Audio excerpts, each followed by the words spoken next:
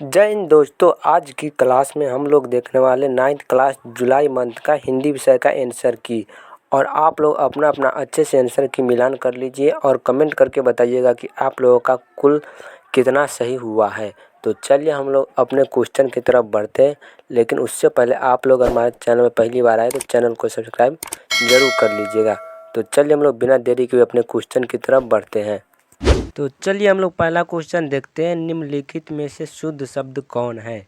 तो इनमें से कौन जो है शुद्ध शब्द है? तो एक का ए नंबर ऑप्शन आपका सही हो जाएगा, सुरभित। तो आप लोग अच्छे से मिलान कर लीजिएगा अपना अपना। चलिए दूसरा क्वेश्चन देखते हैं। दो में क्या करा है कि ल वर्ण का उच्चारण स्थान क्या है? तो ल का उच्चारण स्थान हो जाएगा आपका दांत, यानी दंत जो है आपका ल का उच्चारण स्थान है। फिर तीसरा क्वेश्चन देखते हैं। उन वर्णों को क्या कहते हैं जिनका उच्चारण बिना अवरोध अथवा विंध्य बाधा का होता है? तो इसको हम लोग कहेंगे स्वर वर्ण। 3 का ए नंबर ऑप्शन आपका सही हो जाएगा। चलिए चौथा नंबर क्वेश्चन की तरफ बढ़ते हैं। 4 नंबर में क्या करा है? सैलून शब्द किस लिंग का उदाहरण है? तो सैलून आपका हो जाएगा स्त्रीलिंग, बी नंबर ऑप्शन सही है। इसके बाद 5वें नंबर क्वेश्चन की तरफ बढ़ते हैं। तिथि शब्द बहुवचन क्या होगा? तो तिथि का बहुवचन हो जाएगा आपका तिथियाँ, डी नंबर ऑप्शन 5 का सही आंसर हो जाएगा। चलिए छठा नंबर क्वेश्चन की तरफ बढ़ते हैं। क्रिया के उस रूपांतरण को क्या कहते हैं जिसमें उसके कार्य व्यापार का समय और उसकी पूर्ण अवस्था का बोध होता है? तो इसको हम लोग कहते हैं काल। 6 का बी नंबर ऑप्शन आप लोगों का सही हो जाएगा। अच्छे से मिलान करते रहिएगा। चलिए 7वें नंबर क्वेश्चन की तरफ बढ़ते हैं। जटिल शब्द का विलोम क्या होगा? तो जटिल का विलोम हो जाएगा आपका सरल, बी नंबर ऑप्शन इसका सही हो जाएगा। 8वां नंबर क्वेश्चन देखते हैं। आम का पर्यायवाची शब्द क्या है?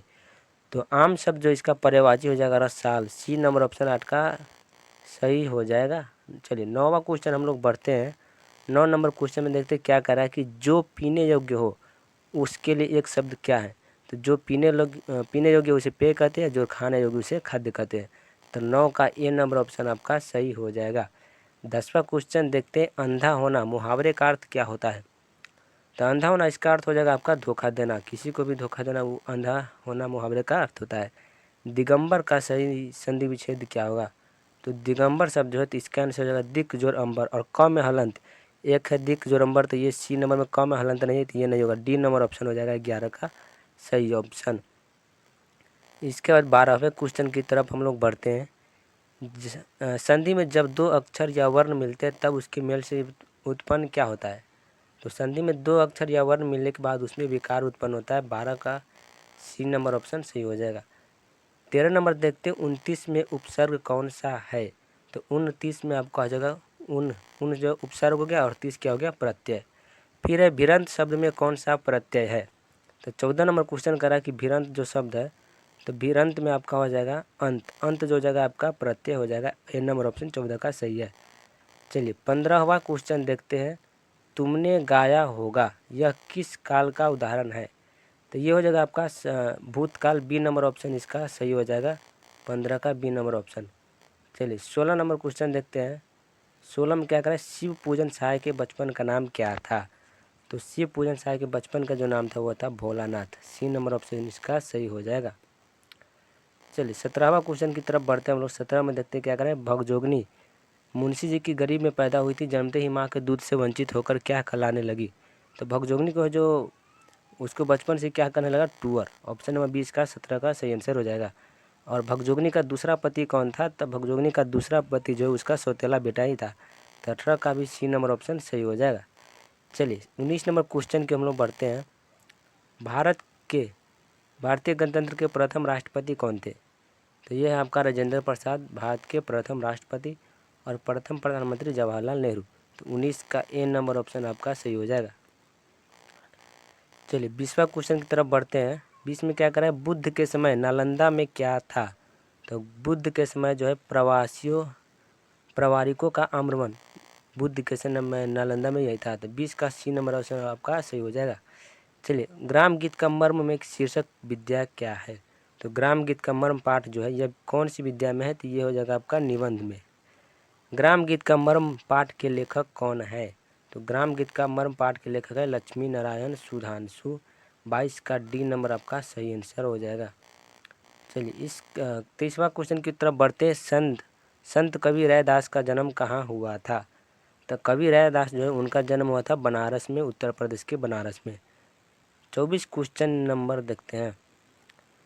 सूफियों के विश्वास के अनुसार किसके द्वारा परमात्मा को पाया जा सकता है? तो सूफी कवि के अनुसार आपको प्रेम के द्वारा ही परमात्मा को पाया जा सकता है। तो 24 का बी नंबर ऑप्शन आपका सही हो जाएगा। चलिए बिना देरी के हम लोग 25वां क्वेश्चन की ओर बढ़ते हैं। गुरु गोविंद सिंह द्वारा रचित कृति कौन है? तो इसमें आपका हो जाएगा जफरनामा जो है गुरु गोविंद सिंह के द्वारा लिखा गया है। तो 25 का D number option B number option सही हो जाएगा। 26 नंबर क्वेश्चन की तरफ बढ़ते हैं। 26 में कह रहा है पलक पावरे शीर्षक पाठ की विद्या क्या है? तो पलक पावरे आपका हो जाएगा कविता। 26 का सी नंबर ऑप्शन सही होगा।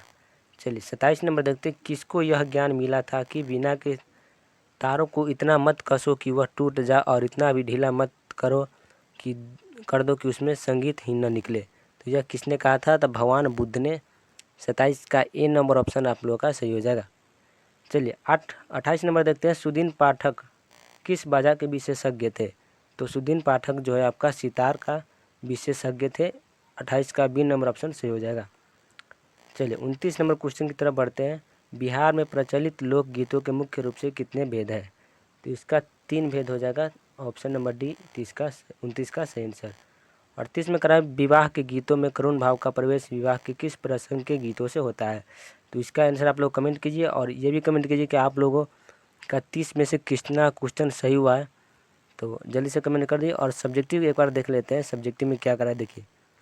निम्नलिखित विषय में से किसी 1500 से 200 शब्द में एक विषय पर निबंध लिखना है। सबसे पहला है मेरा प्रिय खेल, और है विज्ञान वरदान या अभिशाप, फिर है सच्ची मित्रता और मेरे प्रिय ऋतु।